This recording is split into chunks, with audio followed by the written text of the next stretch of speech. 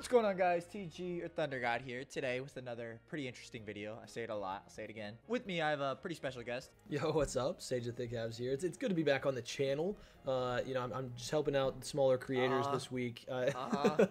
Word. True. It's good to be here. True. Anyway, today we're doing a interesting video. We are doing Kakashi and Guy versus pretty much every Edo Tensei. Now, while we could just go straight up and just kind of gauntlet style this, we think it's more interesting to just take Kakashi and Guy's company and just kind of swap them around with other companies. So we get the kind of the same discussion, but with a little more nuance to it. So that's what we're going to be talking about today. Kind of looking how Kakashi and Guy would fare against a bunch of these other Edo Tensei in the war. How the support in their company would also fare, because there are some strong shinobi in Kakashi and Guy's company as well. And all that good stuff. Pretty self-explanatory. Anything you want to add, or you think we can get straight into the video? No, I'm ready to get going. Yeah. It's always good to be able to talk about my boy Kakashi. Yeah. So starting off, we could just at least address where like early war Kakashi and Guy scale to. Do you want to handle the Kakashi side and I handle the Guy side just to start off? Yeah, that's cool. I think with Kakashi, he very clearly is scaling to like, sixth gate Guy, the V2 Jinchuriki that he's able to like box up and cut the tails off of. Early war Kakashi is super impressive. I put him like on that KCM 1 level, maybe a little bit above that, but not anywhere near that KCM 2 tier. I think that's pretty apparent, at least early on. Later on, he kind of starts getting closer to that level with the KCM Minato stuff, but early on, he's safely in that KCM 1, V2 Jinchuriki level of speed, combat, all that good stuff. And then his attack potency and durability is also in that same tier, where he's able to like tank blows from the V2 Jinchuriki and obviously harm them. Cutting their tails off with the lightning cable is super impressive. Yeah. So, he's pretty strong. He's pretty strong. No, I agree. And I think Guy's definitely in a similar tier because it performs a lot similarly to Kakashi. You just see really good stuff with Guy. For example, when he's fighting alongside Kakashi, there's just straight up a scene where he's 1v1ing the Six Tails. Like, you know what I mean?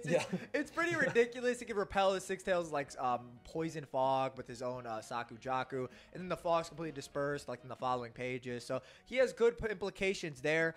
He also has good implications to just put him above like QB Naruto, for example, in terms of raw strength. So at least in his gated form, for example, like Naruto, when he gets hit with like the Koro attack, he actually attempts to like break it with his chakra hand. And if you recall, Naruto's like strength with the QB chakra mode is actually pretty crazy. Like, he had to actually take some time to control it. And Guy can just like shatter something equivalent to that. So, and this speaks volumes because Naruto as a follow-up can also hold open a Bijuu's mouth, hold open the Four Tails palm. So I think Guy scaling to these like Bijuu in terms of strength is also very consistent along with Kakashi. I think they're very relevant in that encounter. And I think that's made to be, again, if they weren't relevant, or just in a similar tier, they wouldn't be helpful to Naruto or B. You know what I'm saying? That's pretty much the bottom line.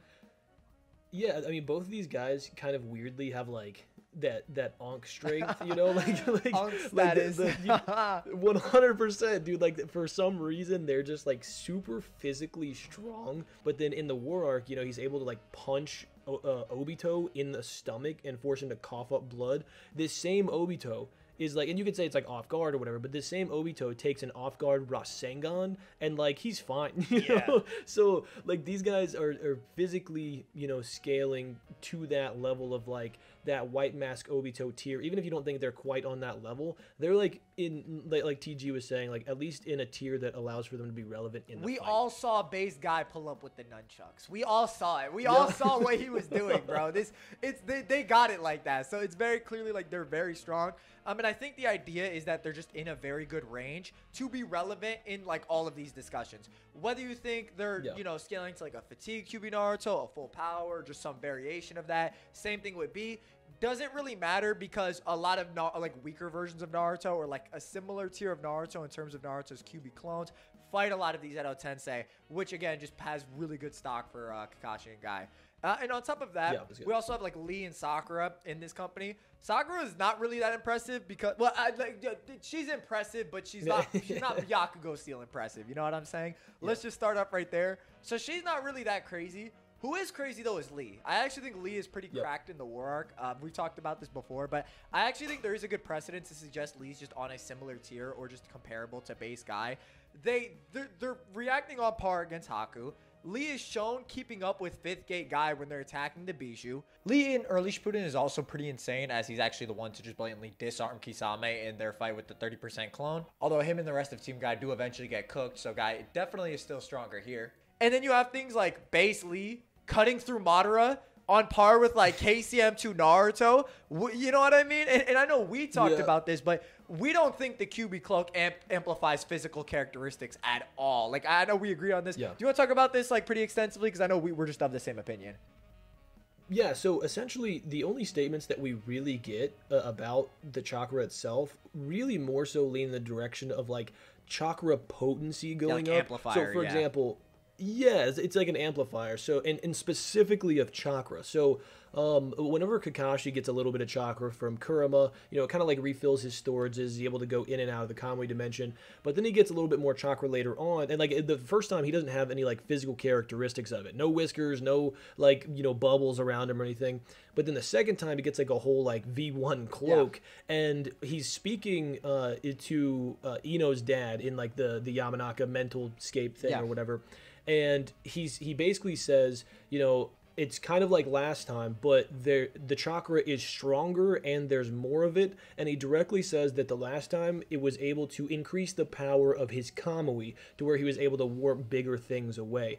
So it didn't, like, he wasn't even saying like, this is giving me 3 times my chakra. He's saying it's 3 times more potent. Exactly. So people kind of like, I think, misinterpret that statement quite a bit. So, and maybe you could argue that like more potent chakra could lead to more more impressive physicals. But just whenever we get into how like chakra works and how people utilize it, that's not necessarily shown to be the case a lot of the time. It's more so just in like the AP of jutsu output. And so that's sort of something I would what's going on here. So something I would add just to jump in, because I agree with everything you're saying too. We also see that the shinobi who have the cloak can be out of chakra yet still retain their cloak. We see that with the entire company. We see that when Sakura is like running low on chakra. Like the entire division that was fighting against like the suit, like Guru Zetsu, they were out of chakra, yet they all had QB cloaks on. You know what I mean? Like what's going on with that? So I definitely agree with you, and I definitely think it's a lot of people don't quite understand that it functions much more as an amplifier as opposed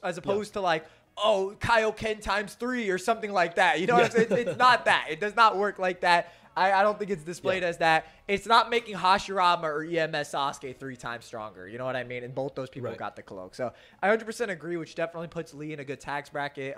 And something I brought up too is that the whole narrative behind Lee is that Guy will use the 8th gate, this stated in part 1 data book, when Lee is actually surpassing him. So it makes sense too that Lee kind of be on Guy's level in the war arc, because that's only when Guy's going to use the 8th gate. And we see this as like at the end of the war arc when like he's pretty much using the 8th gate to pretty much, Madara compares it to like a dead falling tree, and Guy makes the analogy like it's like nutrients for the new leaf, and it coincides, like that narrative continues. Kishimoto's clearly continuing the narrative. So there's a lot of precedence to suggest that Lee, at least base to base, just is on a similar tier with Guy, but can also just compete with gated Guy in a similar capacity, or has been shown to. Do you want to add anything to that, or?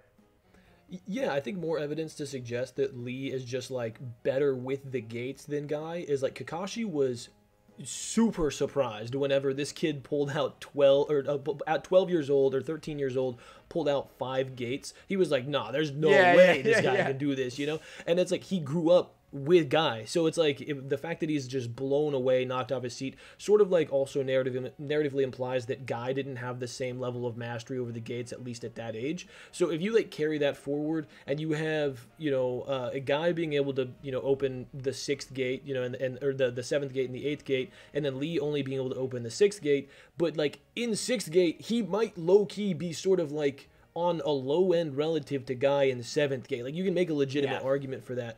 Especially because he's like able to react to Guy's physical movements whenever Guy is in 8th gate. You know, he's able to like track him and, you know, throw the kunai at the perfect time. So Lee is super impressive, and I think people kind of sleep on him.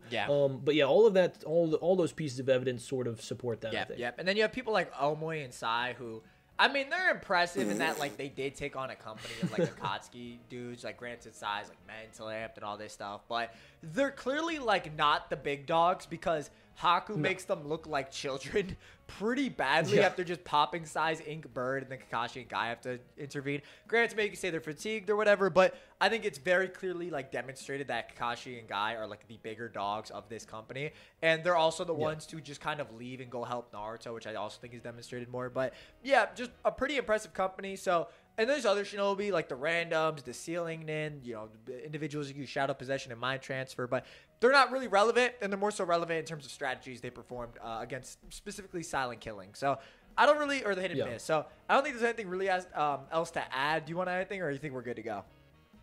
No, I think we've pretty well demonstrated like this company, while it is effective, and well, I think something that's important is like Kakashi's leadership. So whenever they go into different companies and they're facing them, Kakashi is a tactical mutant, just an absolute genius. Dog. So we may see scenarios where, just like he did in the original story, he puts together a plan utilizing the Yamanaka and the Nara clan members and like all the different pieces that he has on the chessboard to kind of put together plans to take down the enemies.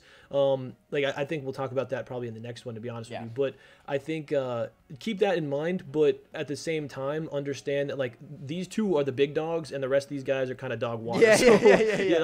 I think that's it. I think that's all we need to say. So start off, we could skip the Edo 7 Ninja Swordsman, Haku, and Zabuza, since we kind of did see that. Granted, the QB Naruto clone came in, but I don't really think they would have lost, since there was only, I believe, 3 Edo Tensei left. 3 or 2, I forget the exact number, by the time Naruto showed up. So it's like, I don't think that was enough to really suggest, they would have just lost that fight. So Naruto just kind of sped things up. But first up, we're going to move to the beachfront.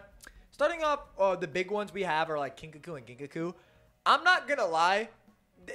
Ginkaku and Ginkaku, I've always talked about, are weird. Like, they're strong, but they're oddly fraudulent. And that's kind of their lore. You know what I'm saying? Dauri kind of implies it, where you're like, looks like you were gold and silver plated. And but at the same time, like, Shikaku kind of adds to that, where he's like, the legends of the past can kind of be exaggerated and stuff like that.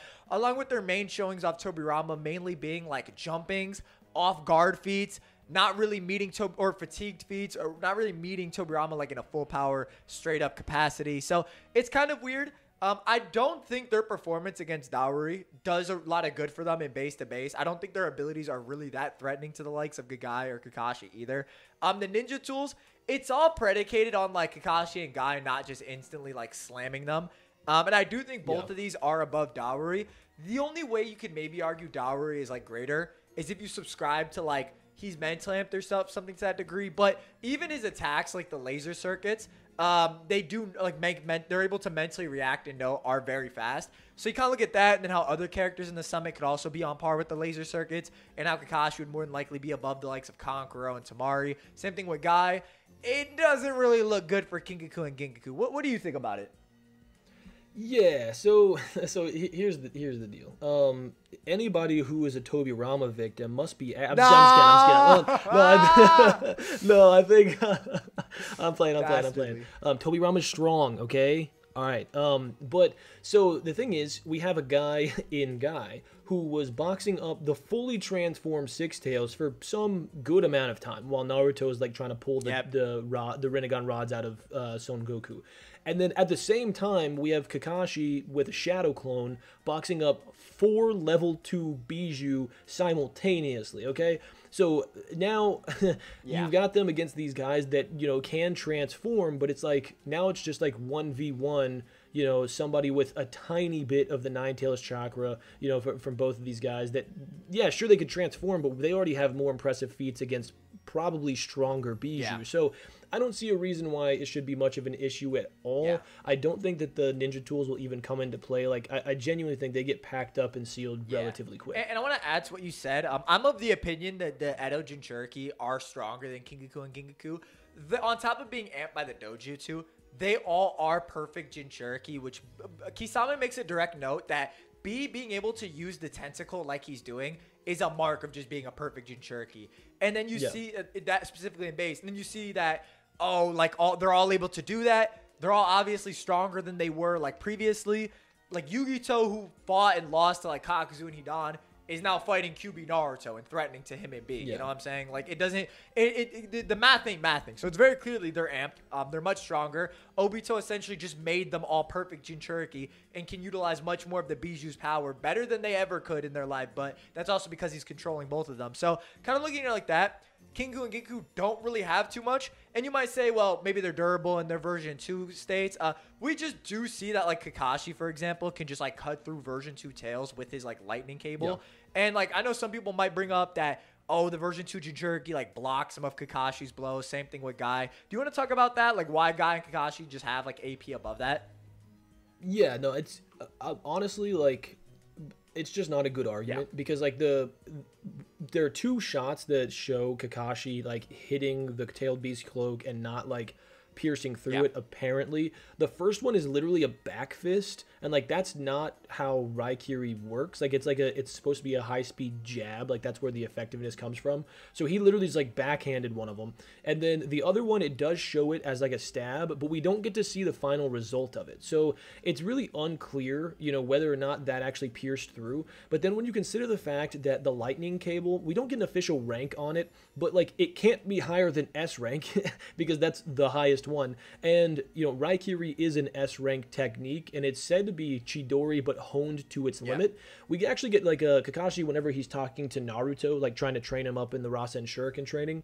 He talks about how basically what the Chidori is, and effectively the Raikiri as well, is he's releasing lightning chakra in his palm, and then he's using shape transformation to, like, form it into a point so that he can cut through something.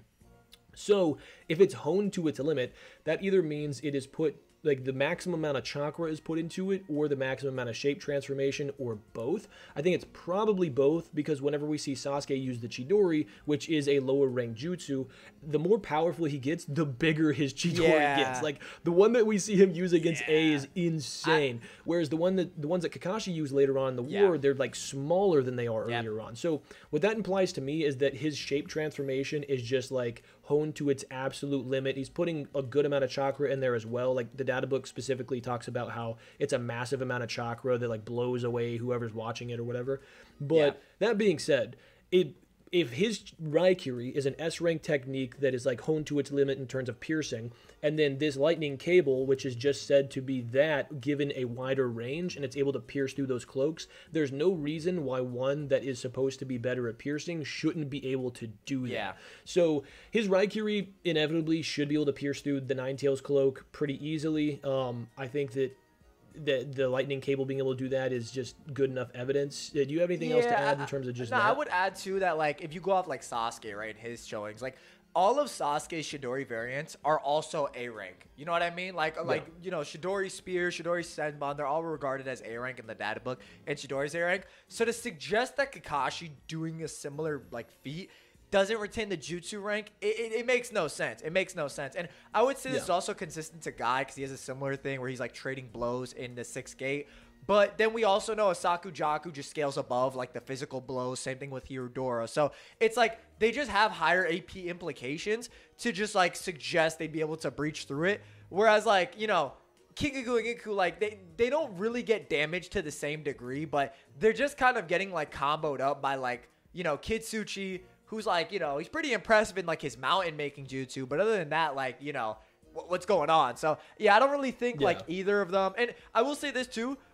They only go into those states when one of them really gets taken down as well. That's also something I would add. So it's highly unlikely these two really have anything. Whether they're facing Kakashi and Guy together. If they face Kakashi and Guy together, automatic L. Automatic L. Clip. Against one of them, maybe more interesting.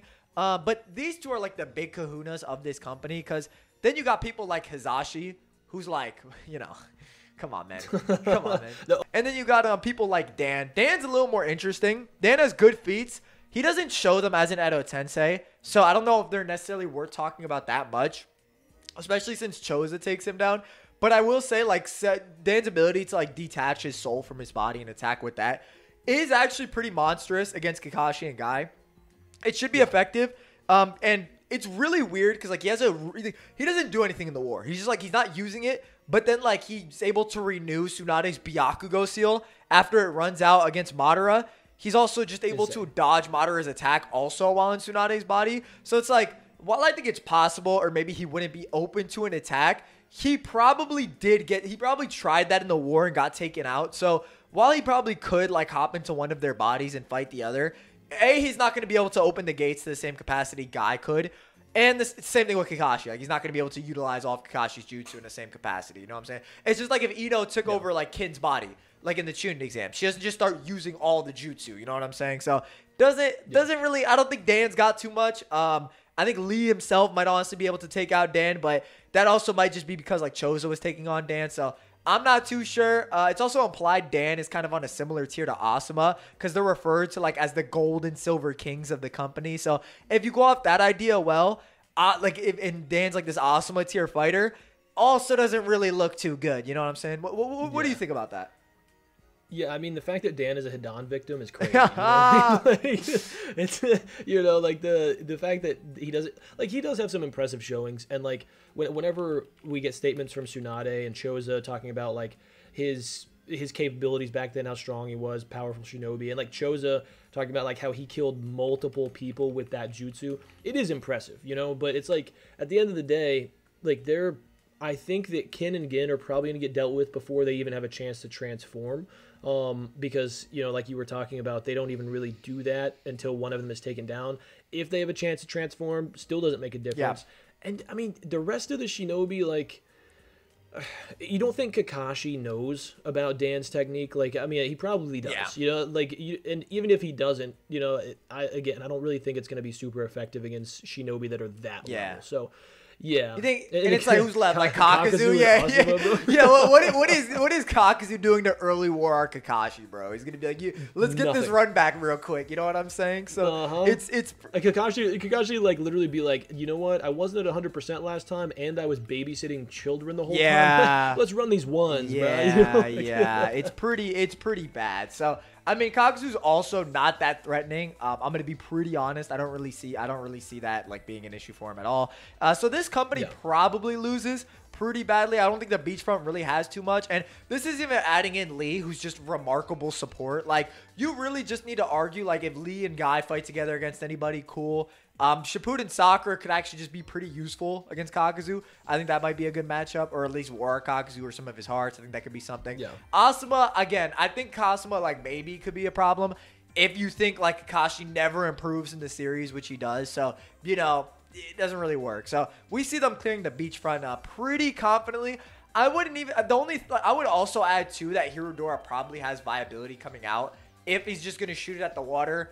Kamui though, I don't think Kamui or Hirodora is really necessary here. I think 6K and Kakashi clear pretty easily. So moving on to that, a more interesting front is the desert front, because this is the front with like the 4 Gokage that were brought back with Mu, the 3rd Raikage, Gengetsu, and Rasa. I think we should reverse engineer this and just go easiest to hardest. Rasa's first and foremost. What do you think about Rasa? Bro is doo-doo butt cheeks. He is like, like he is the lowest level of, like, whenever I talk about somebody being Kage level and they're like, oh, what does that mean? It's like, well, the low end of Kage level is Rasa. You know? I mean, so he's getting clipped. He's getting a dynamic entry and like just one tap. And it doesn't help the fact that like he just fights like one of the weaker versions of Gaara. Gaara does get stronger throughout Shippuden, but he actually gets stronger from his Rasa encounter as well. So it kind of creates a weird situation to where like Rasa just scales to this weird version of Gaara who's like, you know, able to be kept up with by like Tamari and Kankuro in some aspects. I'm not saying they're Gaara's level, obviously not. That's complete cap. But more so saying like Rasa's feats just haven't given it to him. Like, yeah, large gold like dust could be problematic, but realistically from a stat perspective, like he just hasn't displayed the feats to suggest like he'd be on that level. I don't necessarily believe like he's going to be performing the same level as a QB Naruto clone. You also see people like Mu able to just dodge similar types of attacks. So I'm not necessarily convinced. I don't think Rasa has too much, you know, aside from maybe like large scale AoE.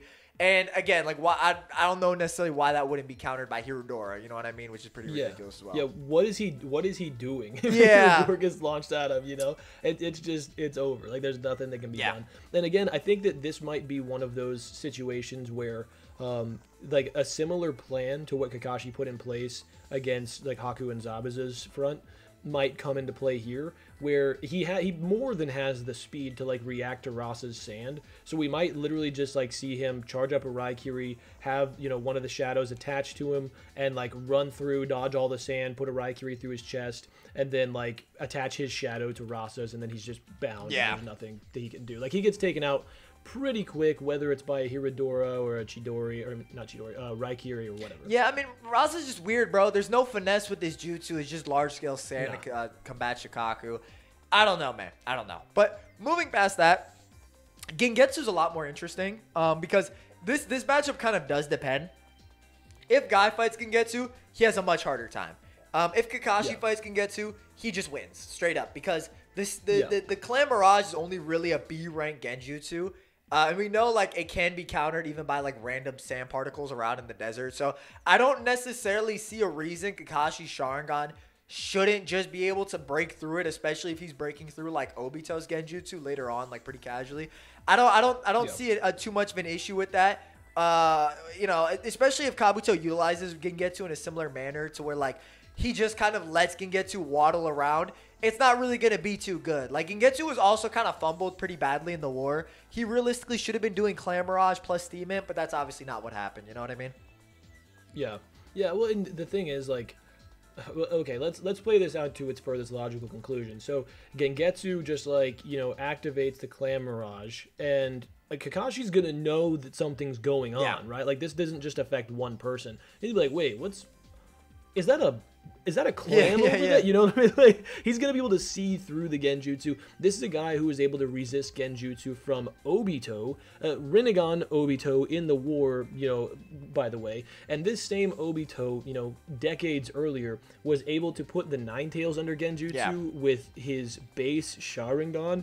This is a feat that in the third data book is stated to not be able to be replicated by anyone else, which would include Mangekyo Sharingan Itachi. So, like, Obito in the War Arc, or Obito even before the War Arc, has cracked Genjutsu. Obito in the War Arc has way better Genjutsu, probably because of the chakra boost. But even if you assume it stays the same, like, are we really going to say that Gengetsu's B-rank jutsu is on the level of somebody who can control Nine Tails? Yeah. I don't think so. I want to add to that, too. Yeah. Just, like, it's also in character for Kakashi to assume Genjutsu first. Like, when he's transported into, like, Kaguya, like, changes dimensions, he instantly assumes Genjutsu. Like, that's his first, like, logical conclusion. So, it makes no sense, like, why he wouldn't just come to the same deduction here. The Steam Imps are problematic in the sense, like, they are faster than like Gaara's previous sand attacks, but they're not like a blitz tier faster. You know what I'm saying? They don't really go that much farther, like, you know, that much faster than Gaara himself. And then Gengetsu himself is also weakened. So again, like, I don't necessarily see a reason to suggest like Gengetsu would really be that much of an issue for Kakashi. I don't think any of the scaling necessarily is that crazy. The best you could maybe imply for Gengetsu is that, like, he's on par with Mu, which he is because they killed each other. But in terms of, which does not mean their stats are exactly 1-to-1 though. But that would probably be the best logical conclusion. Mu, who can kind of fight or believes he's above QB Naruto, can kind of tangle with a War Arc Inoki. These are better conclusions to come to. I do think Gengetsu actually does have a really good matchup against Guy, though. Unless Guy just decides to Hirudora, like, the entire battlefield to pretty much break the clan, which it would do. And I do think that is a fair assessment. Gengetsu actually just would counter Guy since he had no way to break the Genjutsu, no real way to counter it. He knows how to counter Sharingan Genjutsu, but not really the clam. So I think this Gengetsu kind of does depend on who he fights. But I think if it's Kakashi has a confident W. If it's Guy, I think Guy could probably figure out the same thing since Guy's also really smart. It's just kind of like how he decides to approach it and stuff like that. But moving past that, we have the third Raikage. And I know you wanted to talk about this, so why don't you go ahead and take the lead on this one? So here, my headcanon is that the third Raikage got brought back way weaker than what he was in real life because, like, we know that he tangoed with the Eight Tails. We know that he, like, fought for 3 days straight and took down 10,000 Shinobi. Crazy. His lore is insane. Yeah. But the one that we get in the War Arc is not all that crazy. And, like, TG and I are both of the opinion that, like, yeah, he's probably got better, like, raw physical durability than the fourth. He's probably got better AP. Yeah, because it's than the implied he fourth. take the Bijou Bomb off Gyuki's assessment. Yeah. Continue, yeah. Which is crazy. That is crazy, yeah, that is crazy. Just like with his regular lightning armor, Yeah, like yeah. just his body. He's also, like, you could argue better, like, endurance or stamina. While, you know, that's kind of up for debate because we know that, like, A has Bijou levels of chakra, and, you know, he's able to put more chakra into his lightning cloak, which leads to the V2 cloak or whatever. But, like, crazy stamina, crazy AP, crazy durability. But the problem is, like, he's not really known for his speed. Like, he is fast, right? But he's not, like, so much faster than Sage Mode Naruto that he's not able to, like, react. And this is also a Sage Mode Naruto clone, which, like, shouldn't be on quite the same level as, you know, the real body. So for me, I'm like, okay, we have a combatant in Kakashi who is, like, relative to or potentially above KCM 1 Naruto. We have a combatant in. And can I just ask that real quick? My bad. I got yeah, go ahead. It's pretty objective as well. Like, even if you argue like Naruto isn't full power in the war, that the version that Kakashi like fights along is still stronger than any clone on any battlefield. Like, that's pretty much given. So it's like they pretty much just upscale to a stronger version of Naruto. That's pretty much what it is. Or the bare minimum, you have the same baseline. And you know what I mean? And this is good because Naruto does kind of dookie on the third Raikage. I'm going to throw my input in, but go ahead. Continue what you're saying. You're good. No, so, like, basically, you have a guy who's relative to KCM1 Naruto, if not maybe above, in Kakashi. And he has the Sharingan, which, like, basically does essentially the same thing in terms of, like, combat and reaction that Sage Mode would do, in terms of, like, giving him a little bit of precog. Like, that's why Naruto went into Sage Mode, is because he wanted to be able to predict the attack and hit him at the right point in the right time so he could push that arm into his chest. But the problem is, Kakashi doesn't have to do that. He has a Raikiri that he can just put through his chest, so he doesn't have to, like, go the extra mile and do these extra steps to, like, make him hit himself when he can do the same thing to him. And, like, going back to the Raikiri versus Chidori thing, I believe, like, it being a higher ranked jutsu and the way it's described, like, coming together sort of lends credence to the idea that it should have better piercing power than the Chidori. And so I have no reason to believe that he shouldn't be able to just, like, hit him in that weak spot on his chest and just, you know, one tap him. Like, are you sort of in the same way? Yeah, I mean, again, like, we see Sage Mode Naruto actually is able to damage the Raikage's arm. I think people actually overestimate the Raikage's durability because even after, like, he tanks the Rasen Shuriken, which he doesn't, right? The data book in, like, the series, he's just an opponent that can't be one shot by it. That's what it is. Like, his lightning cloak is taken down. He still is physically affected. The only reason, like, Naruto didn't throw another one is he's like, I decided he needed a stronger jutsu and was reminded of the Bijou Bomb and tried that and the cloak popped. And Naruto might have gotten it. He got it a couple times during training, B notes, but he essentially popped his own cloak. Naruto was beating the third Raikage. He was able to, like, granted he dodged the Rasen Shuriken. Naruto was able to just, like, pretty much blitz across, grab the Rasen Shuriken, and just, like, chuck it straight up at the third Raikage. So speed was never an issue, and the jutsu were effective. Again, he just pretty much went with an option that did one-shot the third Raikage. That's more so what it is. You low-key might be able to say, like, if he hits that weak spot, he would also have a similar effect on the third or something to that degree. And even if you don't, for whatever reason, Kamui just pretty much rips him apart. Like, he doesn't really have 100%. To worry about any durability arguments from the third because none of that would really matter. It would bypass it. Would be a pretty easy one. You know what I mean? Yeah, I would say, like, even if you argue Kakashi's Raikiri doesn't work, which, like, I think would be a bad argument. Like, it basically has no anti-feed. It's able to cut through, like, you know, Bijou cloaks and all kinds of crazy stuff. But, like, even if you argue that it doesn't work, like, maybe a similar result to what happened with Sasuke and the fourth Raikage happens. Yeah, he has a Sharingan. He has the speed to be able to dodge his attacks, so it just fails, and then the third Raikage tries to hit him. He dodges out of the way, and he's like, well, that didn't work. Kamui. Like, immediately just goes straight to that. There's no reason to think otherwise. So, yeah, the third Raikage is one of my favorite characters. I think he's just got, like, crazy aura, and his lore is, like, disgusting. But, like, in the war arc, he's just not super impressive. He's not quite on that tier of combat. I also think Guy physically is on a similar tier to the third Raikage in terms of, like, just physical strength. Again, like, he scales to Kyuubi Naruto in terms of physical strength. He can tango with Bijou. It's not really that crazy to suggest Guy would just be able to fight him with his hands. You would maybe even be able to say that Naruto's chakra arms may be even stronger than like his physical strength in Sage mode, as Naruto's raw strength in QB chakra mode was astonishing to him. Like, he was completely unprepared for how strong his chakra arms really were. Now, this is also partially due to him just being unmastered with the power, but it was kind of a similar thing with his speed when he like broke through the wall and like planted his foot. But I do think it is interesting to note that Naruto's arms or chakra arms may have some comparable levels of strength to Sage mode, or just, you know, Naruto was surprised that his chakra arms were actually that strong. This being important as he's previously been and had like insane levels of strength physically. And again, like the Hell Stab is a problem. I will say the Hell Stab's AP is pretty cracked because it just outright scales above the third's durability. If you want to apply Tank the Bijou Bomb, then you kind of have a Hell Stab that just scales outright above that. So in terms of like with the one finger at least, because that's the one that's like the highest one. So it's like you kind of look at that. It's pretty difficult. And again, even if you don't argue with Sakujaku, Hirodora would also be pretty prevalent. Hirodora's AP is a lot harder to scale because we don't get too much.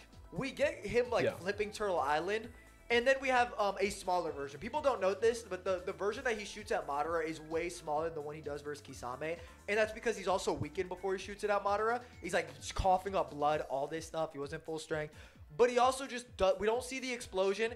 And it didn't blitz Madara because Naruto was holding Madara's sword in place for Guy to hit him. So kind of or like holding Madara down, kind of similar to what Gaara did. So it kind of puts in a difficult position, but Hirodora should just scale outright above a Sakujaku. It's a higher gate tier. It's a stronger attack. It's just presented to be as such. So kind of going off that line of reasoning, it would be a bit of a problem. And if it doesn't take him out, it would probably just be a similar case to where it would just take down his lightning cloak, or just deal damage for something to that degree. Like, they don't really need to one-shot him. But, yeah, I think both Guy and Kakashi, at least at this stage, are physically capable of beating the third Raikage 1v1. I don't think it's too much of an issue for them. Yeah, and if they team up, it's these guys, like, they've fought on the battlefield together multiple times. Like, imagine the combo. This is assuming like, they don't go back to back and start aping. By the way, like this is absolutely, this is absolutely, like, just like ballistic. Yeah, like these are the dudes who are just like able to contend with perfect Jinchuriki. You know, there's no real way around it. There's none around.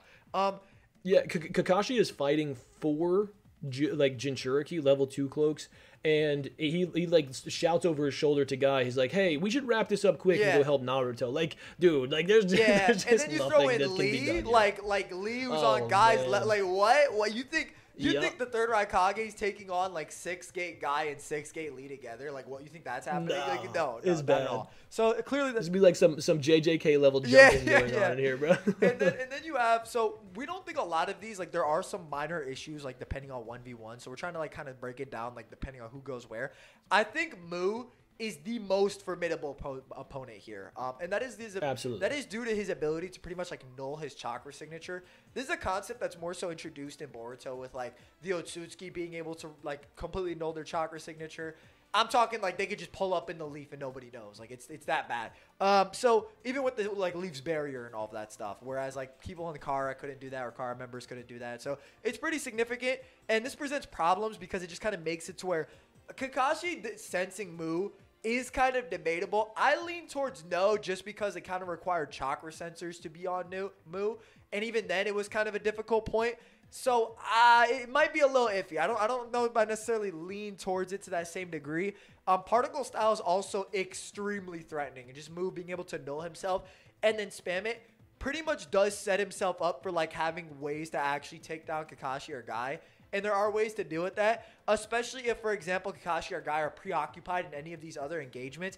It's not outlandish to suggest Mu nulls himself and just shoots out a particle style. You know what I'm saying? Because there are issues. What do you think about Mu? I definitely think he's the most problematic in terms of the desert front.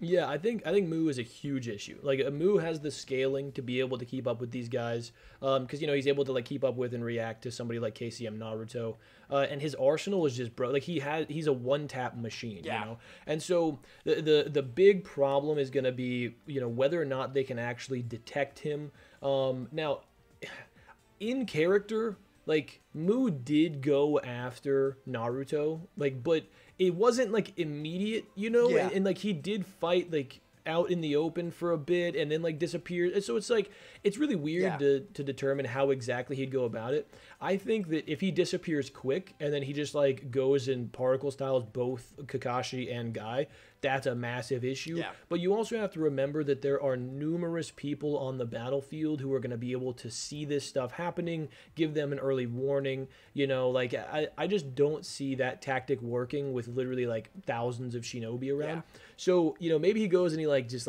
takes out large swaths of shinobi, and then I think at that point, Kakashi would be like, okay, this guy's an issue. He can disappear and he can evaporate people. So I need to take him out with Kamui. And he just doesn't have scaling that gets him out of the Kamui speed. Like Kakashi's Kamui, even early in the war arc, is able to warp away a KCM2 Naruto clone moving at full speed, a Rasengan out of a KCM1 Naruto's hand, moving at full speed. Bro, could you imagine like moves of trying to null himself and just gets hit with like a Kamui snipe? Like, you know what I'm saying? Like in the middle of it, Yeah. just from across the battlefield too. Like, because Kakashi's able to snipe a softball-sized Rasengan out of KCM Naruto's hand from several meters away, like 20, and 30 meters away. Two Susanoo arrows in the summit as well, yeah. Right, exactly. So he can it's not even him. You know what I'm saying? To just not deal with him. 100%. Well. That's also plausible here. But again, he doesn't really need to. I will say, fission is a problem, but not really, because after Mu uses fission, he can know himself, but also he can't use particle style. You know what I'm saying? So what's the threat's kind of gone. So I think the best way this company wins is you have the worst matchups for the group, like Guy versus Gengetsu, Kakashi preoccupied and Mu doing this stuff. But I think if you're I think it's more likely that Kakashi and Guy's company would actually be able to come away with a W, just because, again, Lee's there. You have people like Sakura. Whereas in the original timeline, I'm not going to lie, it's literally Onoki and Gaara versus these dudes until Naruto shows up. There's no one really pressing them. Tamari tags and just can rip apart base third Raikage, but who does base third Raikage scale to? You know what I'm saying? That doesn't really matter. So I think if you kind of look at that and then you have two superior fighters, it does paint a good look. And then so moving on to the next section, we have the Forest Front. This is with Hanzo, Kimimaru, Chio, and the sensory dude. That's Chikichi. For those who don't know, he's a design that was used from the fourth Naruto Shippuden movie. Fun fact, he just popped up there. There's a couple of those designs like Pakura and stuff like that. But more closer to the point, I'm going to be honest. I think Team Kakashi dominates this division pretty handily. The rusty Hanzo isn't really that crazy in my opinion. I'm actually, you don't have to link Sage to this. I'm of the opinion a full power Pain would be above a full power Hanzo. That's just me. Yeah. Ignoring that, the rusty Hanzo is nowhere near close to Pain. Pain no diffs him, has no external damage. All 6 paths are fine, and beats Hanzo with all of his hidden range shinobi also present. So he just no diffed all of Hanzo's troops along with Hanzo himself, which is pretty bad. You know what I'm saying? That's pretty disgusting. So it kind of is a bad look. Now, obviously, Pain's a different story. How does that compare? Well, we know Mifune is also just outright greater than this rusty Hanzo. And I'm going to be honest, I don't think Mifune is above Guy or Kakashi. No. I don't think the scaling's really there. I don't think clashing with 5 Kage Summit Sasuke is really too much to really give him an edge there. Wait, but TG, he can cut it light speed. What do you mean? The biggest point I bring up when talking about this is that Jiraiya thought and spoke to Garatora before his battle with Pain, somebody who in his mind had beat a full power Hanzo, and he pretty much thought it would have been a tough fight, and for that he needed Sage Mode to essentially put himself a tier above that, which is in good range for the likes of Kakashi and Guy, as they all scale to that Kyuubi Naruto, who Kyuubi Naruto is at least at a similar level to Sage Mode. They're fundamentally different forms with differing arsenals, the forms being stronger in different areas. But from a stat perspective, this does give good stock for Kakashi and Guy to just be above that tier. Yeah. So I don't think Hanzo has too much. Even his Poison Fog with Ibuse isn't really that bad, because Asaku Jaku could actually just clear the air. Guy does a similar maneuver against the Six Tails where he just clears the Poison Fog. So even if they did that and spread it across the battlefield, it low-key doesn't even matter at that point. It's not really that much of an issue. I actually think Kimimaru and Chio are bigger problems. Chio is probably not going to be as much of an issue as Kimimaru because she doesn't have any of her original puppets, anything to that degree. If you see my recent video, you know I'm on Kimimaru's meat recently. He should be greater than Chio just due to him being in partial curse mark stage 1. His bones should also probably be a similar tier in terms of density or their ability to clash. to like Sasuke Shidori running like off his or Sasuke Shidori running through his blade. Since Mifune kind of remarks it's similar like blade work to the samurai, but again like that's predicated off the idea that Kimimaro can calcify his bones much further than the baseline that like is clashing with the samurai. So it's more so just like implied he could just make a higher level compared to that, or not implied, but he just is able to. And then Kimimaro has all these like ridiculous issues in the form of Bracken Dance. You know, he could just go into Curse Mark Stage 2. This is especially prevalent if you do think they beat that KCM Naruto clone or it popped out. What do you think about that? Talk to the people. Yeah, so I mean, like, whenever we look at this Forest Front, dude, like, we've got Hanzo who's sub pain level. I know people don't like that, but like his only scaling is to like a young version of the Sannin while he's fighting in water, where he's openly stated to be like at his maximum strongest. Yep. And it's a weaker version of that, so he's getting folded. We've got Chiyo, who doesn't have her original puppets. Yeah, sure, she could take over people with the thing, but like, okay, like what you're gonna say she gets mental amped because she doesn't like the white fangs? Yeah. Kakashi, you know, She also keeps like, what? the same samurai throughout the entire, like even after like for the entirety of the war, even up to when she's sealed, she still is using the same samurai, like just one. Yeah. Which is like, well, and like, bro, we see like regular swords cut those chakra strings, so it's like, okay, you can like separate her from her puppets. She's getting Raikiri through and the the chest, or Sharingan she's can getting see the chakra strings as well. It's not an issue. yeah, you know, or like leaf whirlwind. Yeah, like what's she gonna do? You know, so those are not issues. Kimimaro, again, like TG was saying, is the biggest issue, and like this is the first time where I'm like, okay, you might be able to make an argument that if he's at absolute full power, we have no like upper limit for his density. You might be able to make an argument that because of the Sasuke, you know, Chidori blade stuff, that it might not actually be able to pierce through the Raikiri. Wouldn't be able to pierce through him. But, I mean, it's kind of 50-50. And again, same kind of thing. Like, he doesn't have the scaling to where if Kakashi hits him with the Raikiri and it just, like, doesn't work, to where he's just able to, like, take him down in one shot. You know, Kakashi would then just jump backward and then hit him with Kamui. You know, like, it's fairly simple there. I want to add to a big thing with the whole like KCM clone argument that kind of throws me off as well is that like Shikushi, the sensory dude I mentioned, was also not sealed by the time the Edo Tensei was like done and being released. So it's like, was this dude also that cracked despite just mainly being a sensory shinobi? And then the anime reinforces this where he uses like frost techniques and was able to utilize silent killing, which does make sense because he is from the Hidden Mist where like that's their specialty. But like, bro, you know what I'm saying? Like, I get he doesn't. But he's a KCM Naruto level threat. I guess I know he doesn't have anti-feats technically, but like, come on, man. You know what I'm saying? Like, it's low key. Like, I don't know how much I could buy into it. So it's kind of difficult, especially since Mifune is also present. It kind of leads to a weird bunch of conclusions, especially since Kimimaro also didn't power up. And again, Kimimaro does have impressive options. Like, I do not doubt like he could probably withstand a lot of the attacks they throw at him. But this one's just like, dude. It's like Kakashi, Guy, and Lee are pulling up on this, and it's just business. You know what I'm saying? Like, like low key, like there's not the numbers here to suggest like it would be that much of an issue.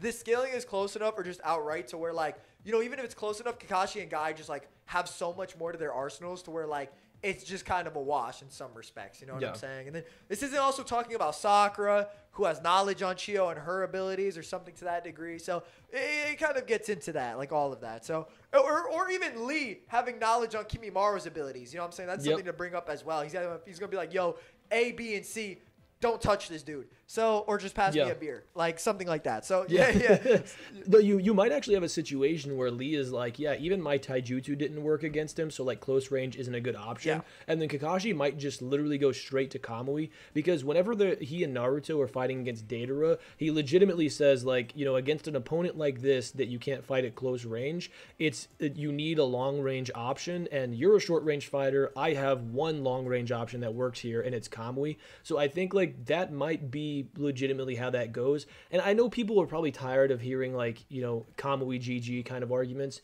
but like War Kakashi spits out 5 of those things plus 8 Raikiri and its variants, but like all that before ever getting chakra, bro. Like his stamina is ridiculous in the war. It's so real. It's ridiculous. You know what I'm saying? So it is a real possibility. And even if you don't, he doesn't really need it. I'm gonna be honest. Like his general scaling is solid. Guy doesn't really need. Like Guy can go into the 7th gate, for example, amplify his stats further than the 6 gate and just throw hands like he does against Madara. I'm not saying he scales to 6 patch Madara because I have my own opinions on that encounter. I'm saying that he could just amplify his base taijutsu ability, like his base stats further by just opening up another gate and fighting. He doesn't even need to resort to Hirodoro. So there's all these ways for them to mitigate this. And again, I don't see this company really being that much of an issue. I don't really think they're pressing them that hard. I think Kimimaro is the main issue. I'm sorry, Hanzo fans. I don't think Rusty Hanzo's that strong, to be honest with you. But it just is what it is. So, I think they clear this one. I think the main company that's probably like the most debatable is definitely the Desert Front. That one has like probably all the hardest hitters. I mean, it's 4 Kokage. And, I think there are ways for like both groups to win. But other than that, I think Kakashi and Guy actually do really well in the war. And I will say, too, I think the fact that their company cleared like their battle the quickest also speaks volumes. Although you could maybe argue time places, a lot of the battles in the war are happening at the same time. So I do think that matters because Kakashi and Guy's front also had a QB Naruto clone, and they were able to finish up quicker than other fronts. You know what I'm saying? So I think that does kind of speak volumes. You know what I mean? But do you have any closing thoughts on this battlefront? Yeah, well, no, I think like whenever you talk about them clearing out their company the fastest, people are like, oh, well, it's because it's the 7 Ninja Swordsmen. They're not really that strong. It's like, okay, well, Chojuro was like praising Sasuke, like getting on his knees for him because he was like, he killed Zabuza? What? This is also like he was a part of the team that killed. Like this is Chojuro, who is like a Kage aide. Like he's a strong dude. So the 7 Ninja Swordsmen are super impressive. This is also the strongest generation. They pick the strongest dudes. Yeah, so it's like, you have these characters where it's like, Zabuza and Kisame who are like, at the absolute peak of Jonin or like even like into that low Kage tier, like with Kisame, probably getting into that mid Kage tier. They're definitely Kage tier at this point, Yeah, so it's really weird when people like try to downplay the 7 Ninja Swordsmen as if they're just like buns, where it's like the story disagrees with you, So just that, the fact that Kakashi's got such a tactical mind, the fact that he and Guy have a ton of war experience and war experience together, and they're just absolute monsters. Like I do think that it makes sense for us to have them sort of running through these the way that we do. Yeah. And that's solid. Do you think we should go for the? I feel like that's like a good stopping point for the video. It's like a good time video. I think we're chilling right now. Yeah. 51 minutes. Yeah. I mean, we can definitely address like the other things in a separate video. Yeah. I found that. Yep. So that's the video. Hopefully you guys enjoyed. We think they kind of ape most companies just because of the support they have, along with just how monstrous these two are. It's kind of hard to like just generalize these videos. So take it as you will. Let me know what you guys think down below. All that good stuff. Definitely go check out Sage. She's making great stuff. Kakashi Glazer 101. I'm playing. It's jokes. Little bit. But yeah, hopefully definitely go sub to him for sure. And you guys have a great one.